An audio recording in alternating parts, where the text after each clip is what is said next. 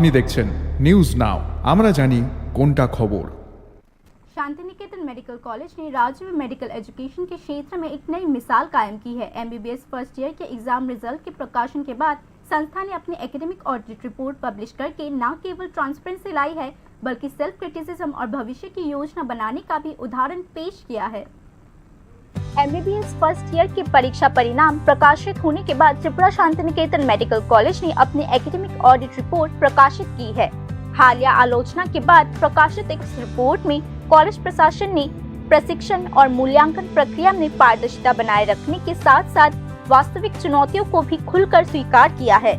National medical commission के competency based medical education framework का सख्ती से पालन करते हुए शिक्षण कार्य किया जा रहा है। कॉलेज एडमिनिस्ट्रेशन ने बताया कि छात्रों के सीखने के परिणामों को सुनिश्चित करने के लिए अतिरिक्त शैक्षणिक समय और थेरेप्यूटिक एड भी प्रदान किया गया है।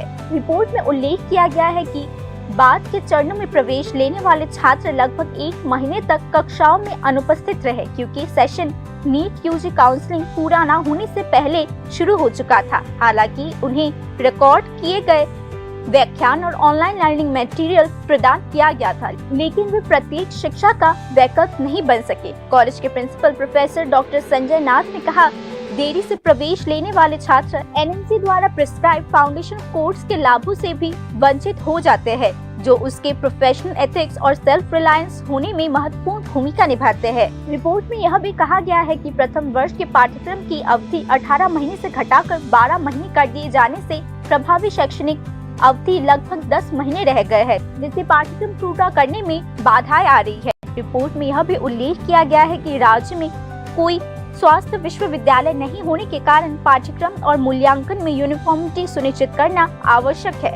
रिपोर्ट में यह भी उल्लेख किया गया है कि multiple choice question based NEET exam के बाद छात्रों के लिए डिस्क्रिप्टिव यूनिवर्सिटी एग्जाम के अनुकूल होना मुश्किल हो जाता है। फिर भी कॉलेज ने कहा है कि एनएमसी द्वारा निर्धारित मानकों से अधिक घंटे की कक्षाएं ली जा रही है, जिसमें एनाटॉमी में 620 घंटे, फिजियोलॉजी में 445 घंटे और बायोकेमिस्ट्री में 249 घंटे की कक्षाएं शामिल है। रेमेडियल क्लासेस, स्ट्रेस मैनेजमेंट और एग्जाम प्रिपरेशन वर्कशॉप भी नियमित रूप से आयोजित किए गए हैं।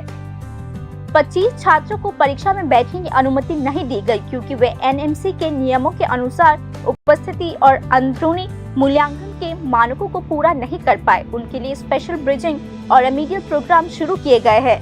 कॉलेज प्रशासन ने इस बात पर संतुष्टि व्यक्त की है कि पहले वर्ष के कुछ छात्रों ने उत्कृष्ट परिणाम हासिल किए हैं, जिसमें से एक छात्र ने विश्वविद्यालय की मेरिट लिस्ट में चौथा स्थान प्राप्त किया है। Shanti Niketan medical college administration ने रिपोर्ट में यह जानकारी दी। सीबीएमई फ्रेमवर्क का कार्यान्वयन एक चरणबद्ध प्रक्रिया है। कॉलेज टीचिंग एक्सीलेंस, एथिक्स और स्किल बिल्डिंग के लिए प्रतिबद्ध है।